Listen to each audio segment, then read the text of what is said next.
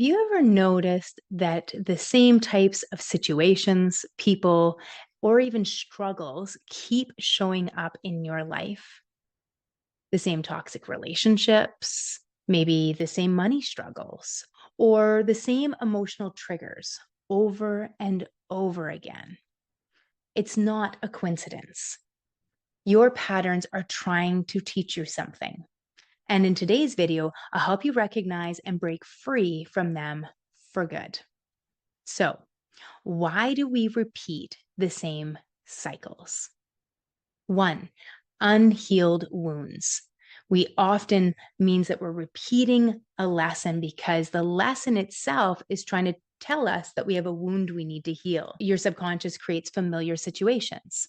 I talk about this a lot, the subconscious mind. 99% of our daily actions, or actually reactions, are based on the subconscious mind, which are mostly downloaded before we're even 8 years old. We're still in theta state. We're absorbing like sponges the world around us. And then that becomes our programming, and our programming drives our thoughts. Our thoughts drive our emotions, our words, or our actions. And we create these loops and patterns because the baseline beliefs are there and we haven't adjusted them. And until we learn the lesson, the pattern won't change. So we can get these little changes. Maybe the story will look slightly different, but until we start to unravel those core beliefs, then we keep having the same outcomes. And so this is what they mean when they say hurt people hurt people. The pain that's within us, we perpetuate into the world. And when we do our healing work, we let go of those wounds, we get a different outcome, we show up differently, and we perpetuate a different experience out into the world around us. So, how do we break this down? Well, there's 3 steps to breaking the cycle. So, first and foremost, always is awareness. And this is the true meaning of knowledge is power. So we hear this and we think, oh, knowledge is power, about like knowledge about other people, or knowing more gives me more power within my community, within my work.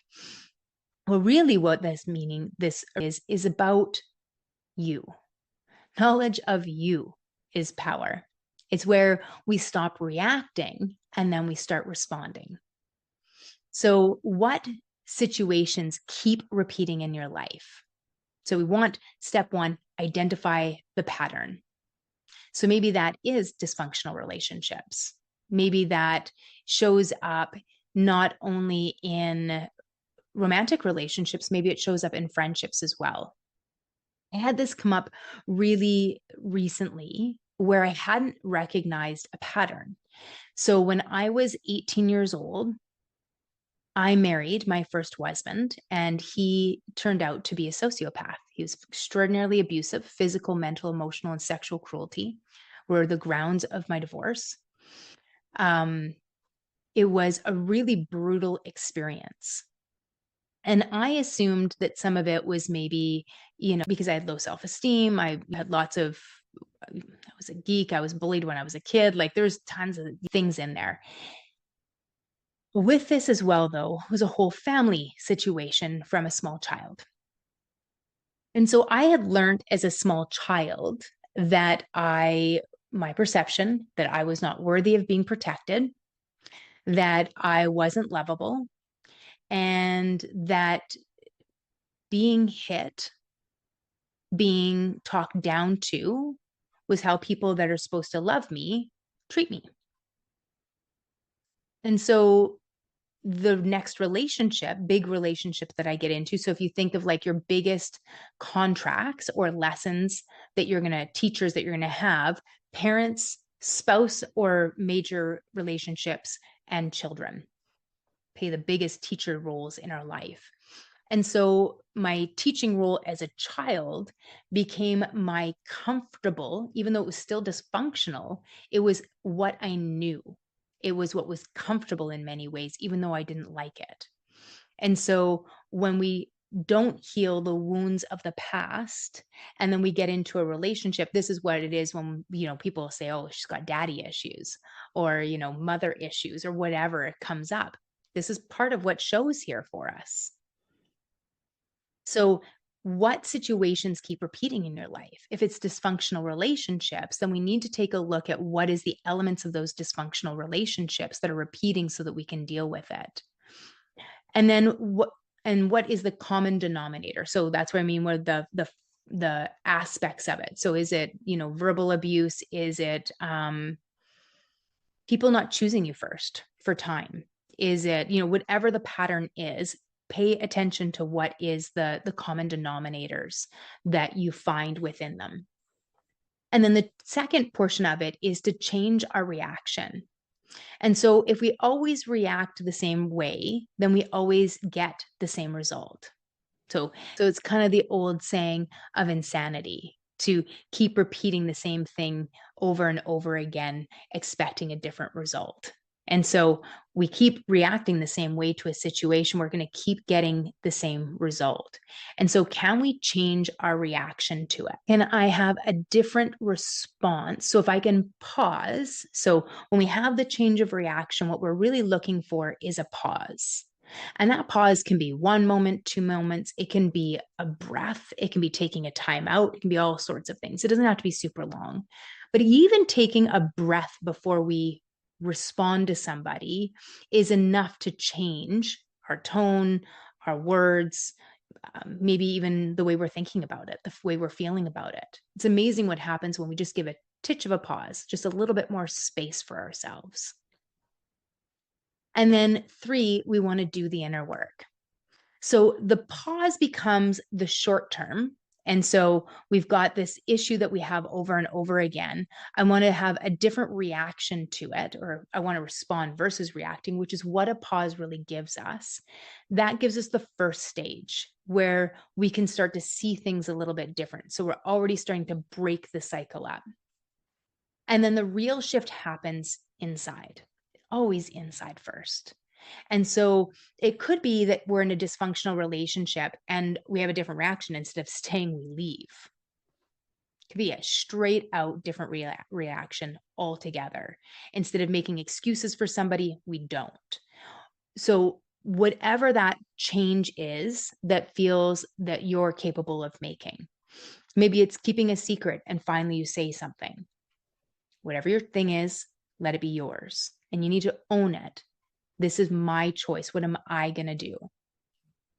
And then the third part is that do the inner work. So real shift happens from the inside. And so if you think about this, that's when we can start to break down, like, where is that relationship with that I'm creating over and over and over again? And what did I learn from there? And then what can I do to shift this? So there's lots of different things that you can do to shift the inner work. You can do it from a spiritual place. So a lot of people will use, contemplation, reading self-help books, reading spiritual books. There's that way of doing it. You can do it through energy work, which could include tapping, EFT. It can include body code. It could include even from the aspect of Reiki, craniosacral, any sort of energy work could be used in there. It could include even things like meditation and yoga, which seem like they're on like this low level and actually hit at a way deeper level. So there's lots of different ways where we can do this work on our own. You are your teacher. So there's many people, myself included, that are guides to this. And so part of my job as a coach is to really be a soul teacher. That's my whole purpose in this world, is I help people. I don't teach you what you're supposed to believe. I guide or help you remember your truth, your true nature, and understand that that's going to be unique. And my job is to help you hear yourself again.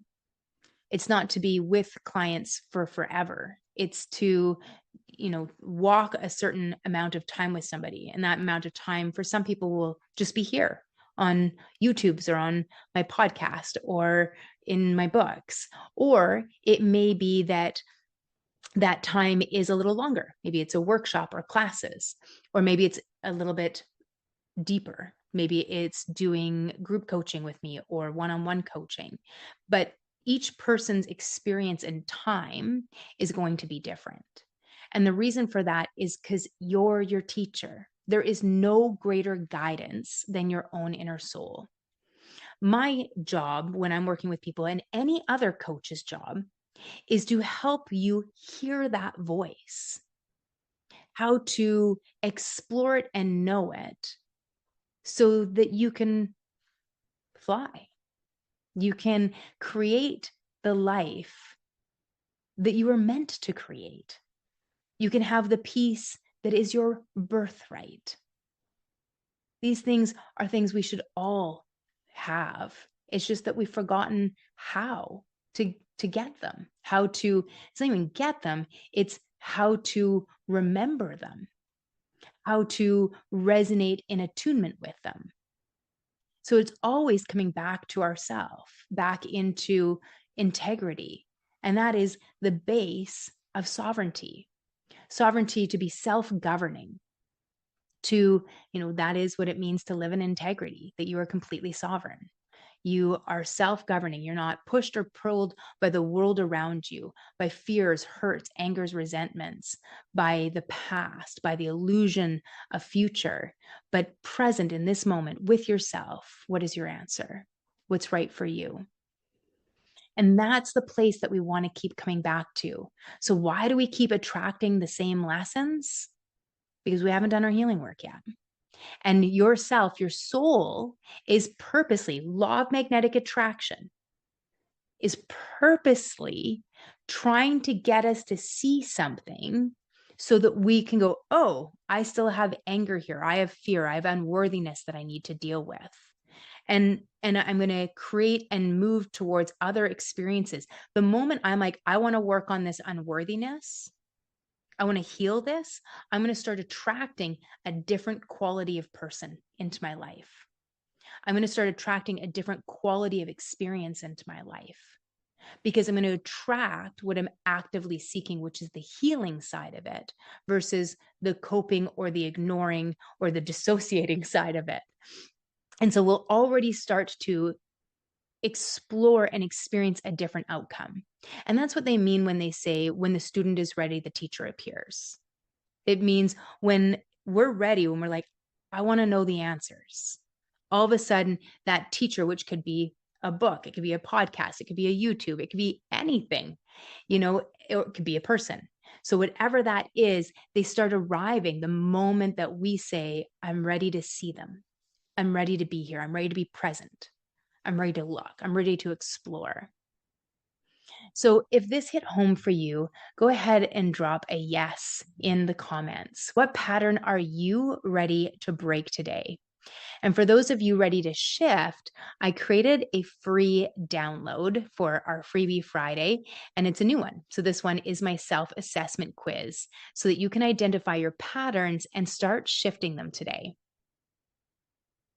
For deeper transformations, I encourage you and invite you to join the Awakening Circle so that we can do this work together. It is a free community that I just created so we could have deeper conversations, have greater connections versus attachments, a place where we could explore who am I without fear of ridicule or persecution. Your lessons do not need to repeat forever. So let's break this cycle and let's do it together. Thank you so much for joining me today on this journey to self-sovereignty and to holistic wellness.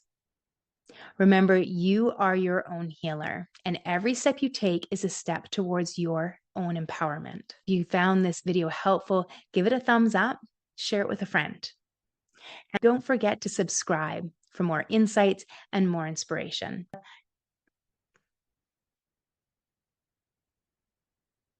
And if you'd like more support on this journey, maybe check out my website, practicalspiritualismco.com, where we also have weekly blogs. You can also work with me one-on-one or in group. Lots of ways to explore.